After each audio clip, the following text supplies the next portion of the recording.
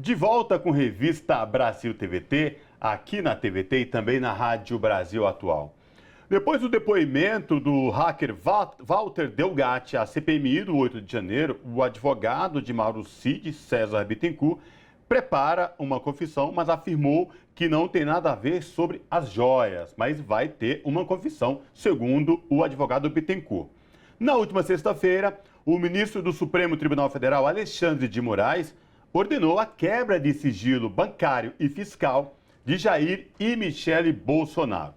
Para falar com a gente sobre esse momento, o depoimento do Delgatti à CPMI e esta decisão de Moraes, nós conversamos agora com o deputado federal pelo PT do Maranhão, o Rubens Pereira Júnior, que também coordena a bancada do PT na CPMI do golpe. Deputado Rubens Pereira Júnior, tudo bem? Prazer recebê-lo aqui no Revista Brasil TVT. Seja bem-vindo. Tudo bem, eu é que agradeço a oportunidade. Deputado, vamos começar a nossa conversa com o depoimento de Walter Delgatti na CPMI do golpe, do 8 de janeiro. Este depoimento que todos vêm afirmando, inclusive a relatora, que foi um depoimento bombástico. Eu queria que você trouxesse para a gente aqui, o senhor que é integrante, é membro da CPI, coordena a bancada do PT na comissão, desses momentos bombásticos do depoimento de Delgatti na CPMI em Brasília. Olha, no início a oposição tinha uma tese, que os atos do dia 8 foram algumas velhinhas, umas senhorinhas que iam fazer uma manifestação e alguns poucos se excederam e cometeram os atos de vandalismo. Essa era a tese deles. A nossa tese desde o início sempre foi uma tentativa de golpe de Estado que atacaram a sede dos três poderes, que foi planejado e financiado e que, portanto, tem que ser tudo investigado. Quanto mais avançam os trabalhos da CPI, mais a gente percebe que a tese verdadeira era a tentativa de golpe. Inclusive, não foi uma tentativa de golpe. Não foi apenas o dia 8 de janeiro. Começou no dia 12 de dezembro, que é o dia da diplomação do Lula, onde houve uma invasão à sede da Polícia Federal. No dia 24 de dezembro, véspera de Natal, teve um episódio de uma bomba colocada em um caminhão de combustível no aeroporto de Brasília. Qual era o objetivo? Criar um caos social e impedir a posse do presidente Lula.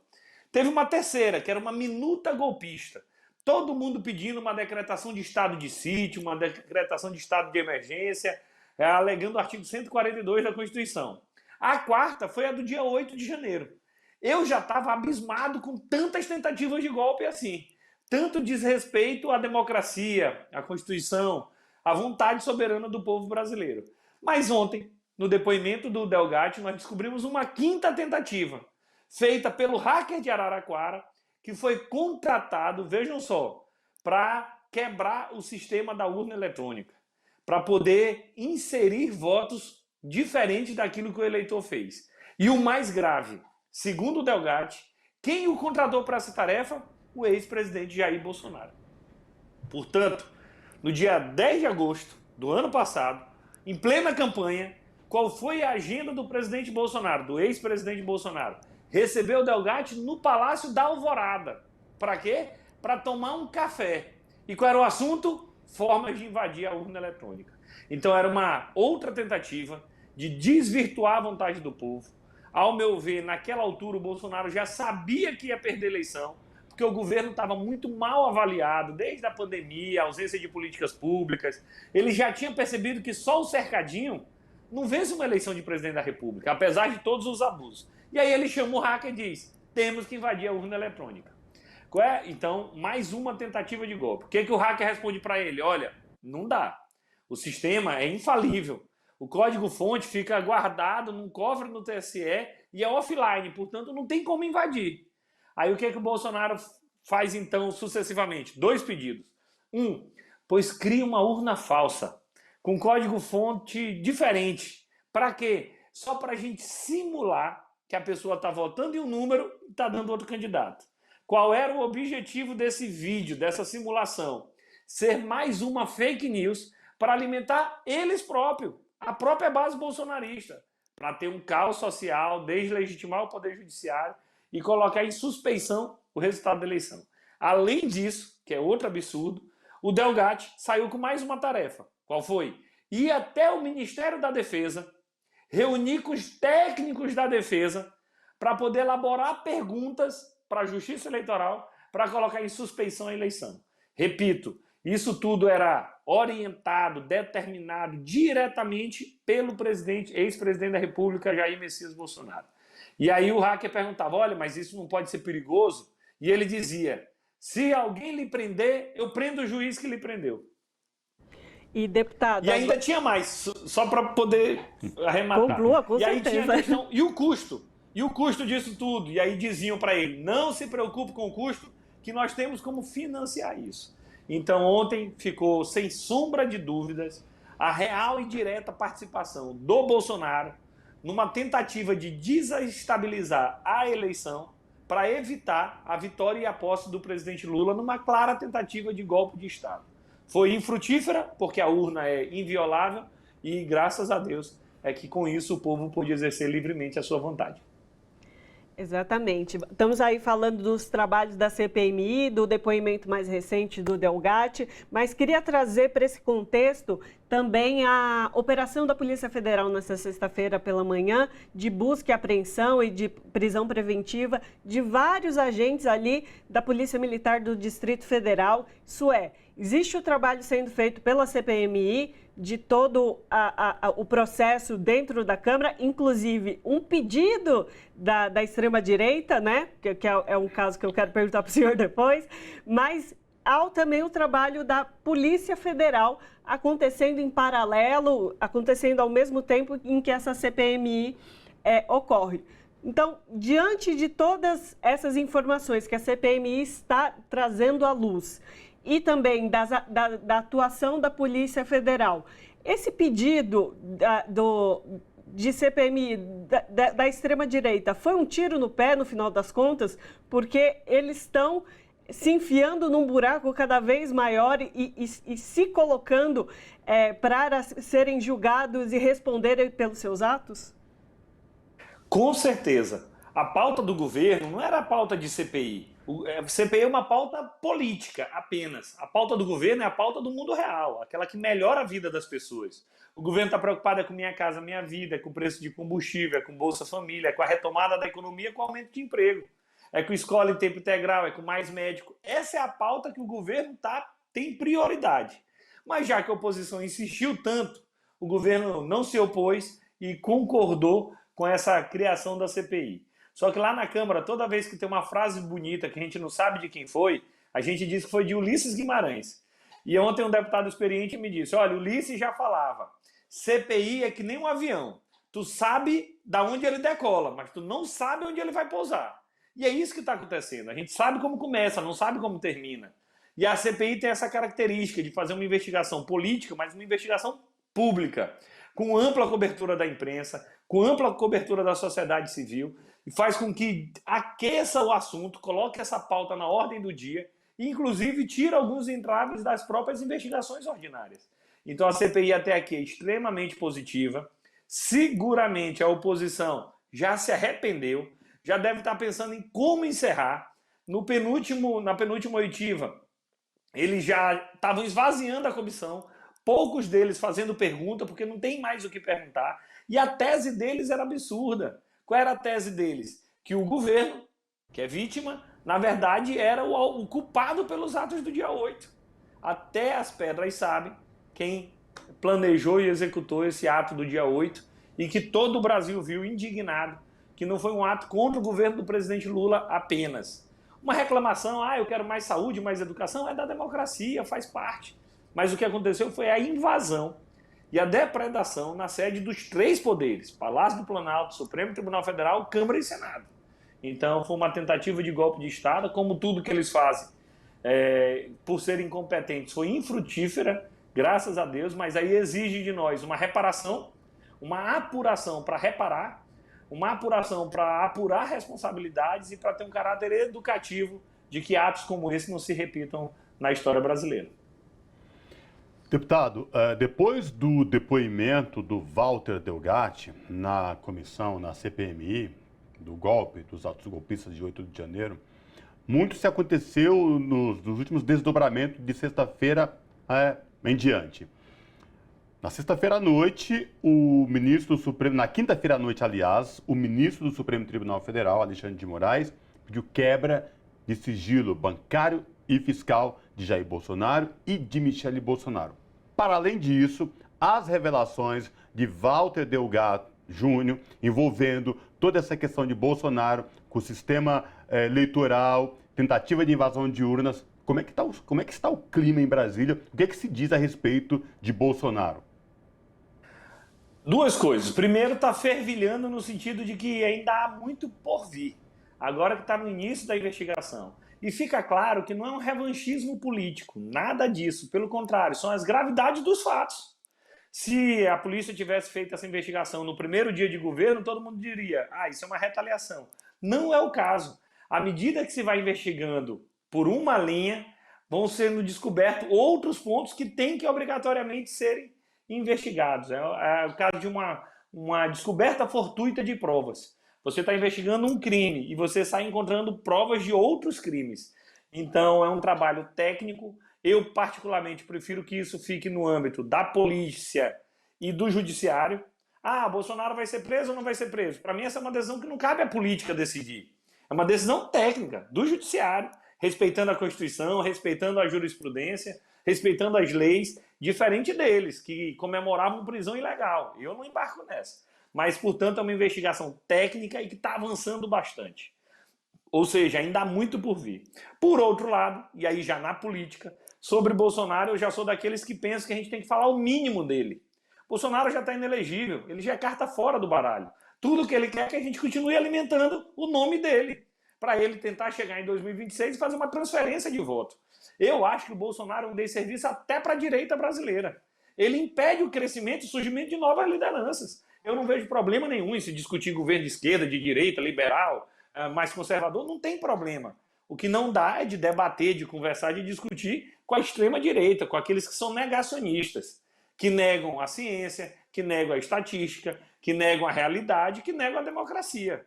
Então esse é um momento político que nós devemos ampliar a nossa base, dialogar com o centro e principalmente isolar os radicais. Então, por mim, a gente até deixava de falar no Bolsonaro.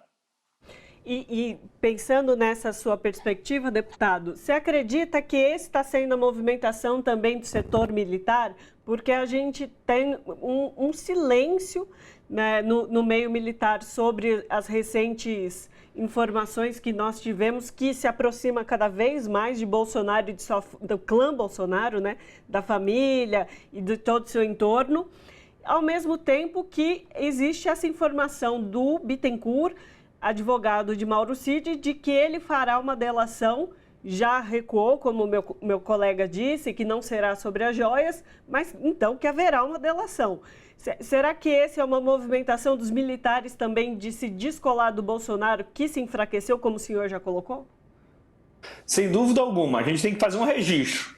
Muitos militares torciam pelo golpe, mas na hora prática não embarcaram no golpe. Então, justiça seja feita. Os militares, na sua maioria, não embarcaram na tentativa de golpe. É importante se frisar.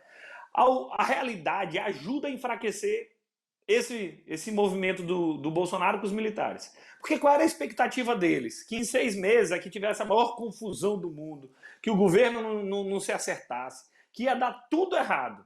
A gente está em agosto. Tu olha, os resultados do governo são positivos, os resultados da economia são positivos, a aprovação do governo do presidente Lula está subindo, e os caras estão olhando para um lado e para o outro e estão dizendo, peraí, nós fomos enganados. Não é nada disso que estavam falando. O Bolsonaro, sim, esse está enrolado e está puxando a gente para lá. Então há, sim, um movimento de descolamento de parte do militarismo brasileiro do Bolsonaro. O centrão mais acostumado com a política, esse já descolou há muito tempo.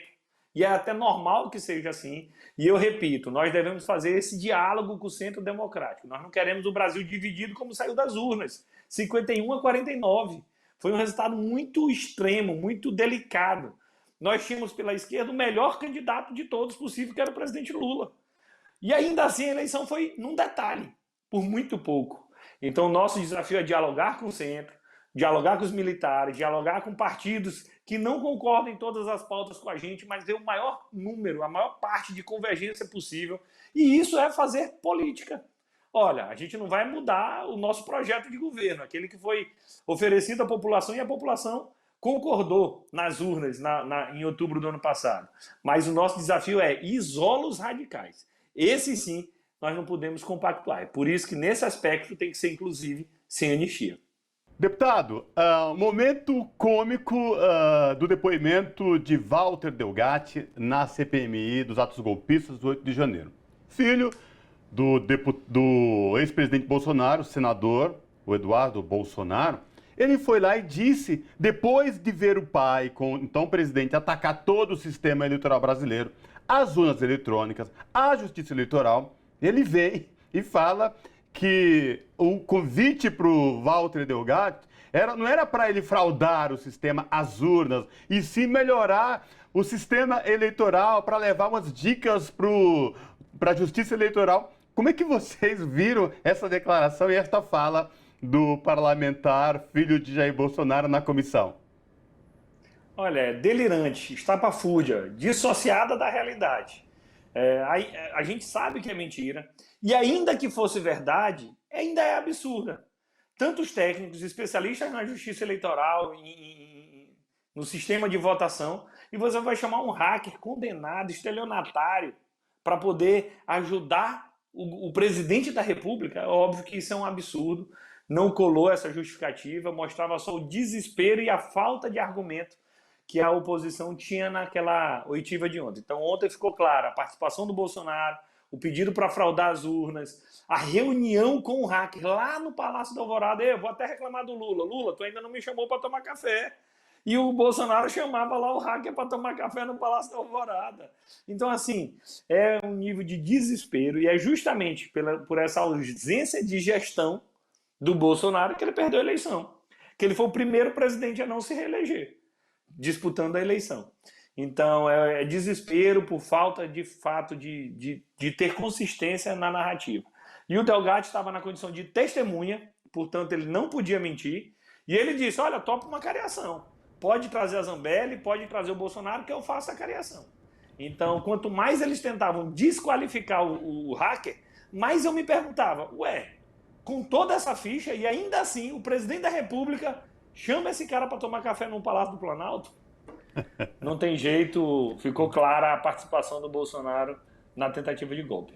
Deixa eu fazer uma correção rapidinho. Eu falei Eduardo, mas na verdade o senador é o senador Flávio Bolsonaro. Ele que fez essa pergunta ao Walter Delgatti. Então, portanto, não o Eduardo, o Flávio, o senador Flávio Bolsonaro. Ana. Não, só para encerrar, deputado, última pergunta. A tentativa agora da oposição é tentar macular, inclusive, a figura da Elisiane Gama, que é aí a relatora da CPMI. Como é que o senhor vê isso? Porque parece uma ação que já começa enfraquecida, né? Sem dúvida, isso aí é uma estratégia antiga. Quando falta argumentos, você ataca pessoalmente o interlocutor. Então, há um momento de desespero. Daqui a pouco, eles próprios vão começar a pedir para encerrar a CPI, porque eles não sabem mais o que ainda está por vir. E a gente quer continuar na mesma missão, investigar todos, apurar a responsabilidade para evitar que novos atos como esse se repitam. Então, a gente já conseguiu ver onde teve omissão no Distrito Federal, a gente já conseguiu ver a participação de alguns membros do governo, ainda do governo passado, que continuaram, que de alguma forma cometeram erros e permitiram. Toda a movimentação, quem financiou, a tentativa de minuta golpista, a questão da invasão às urnas. Então foram várias tentativas. A única tentativa que o Bolsonaro não fez foi governar bem. Essa era infalível. Com isso ele teria vencido a eleição, mas isso era impossível para ele e para o grupo dele. Conversamos com Rubens Pereira Júnior, que é deputado federal pelo PT do Maranhão e coordena a bancada do partido na CPMI dos atos golpistas. Deputado, muitíssimo obrigada pela sua participação e todas essas análises e informações que você nos trouxe hoje. Eu é que agradeço, e para informar, na terça-feira a pauta deve ser deliberativa, portanto, na terça-feira nós vamos definir o que vai acontecer na CPMI nos próximos dias. Até mais, pessoal. Obrigado. Abraço.